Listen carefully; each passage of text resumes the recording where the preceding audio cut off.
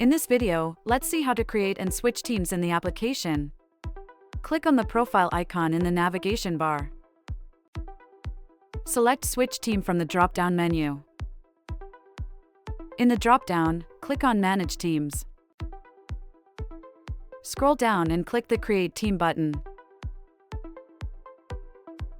In the modal, enter the team name in the provided field. In the pop-up, click Next after entering the team name New Team.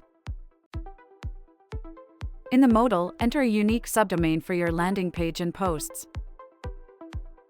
Click Create Team after confirming the subdomain is available. Close the Manage Teams Modal by clicking the X button.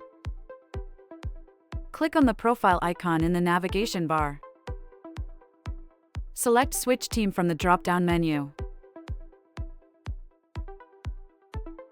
In the navigation bar, click on the profile icon and select the new team you have created to switch to it from the drop-down menu.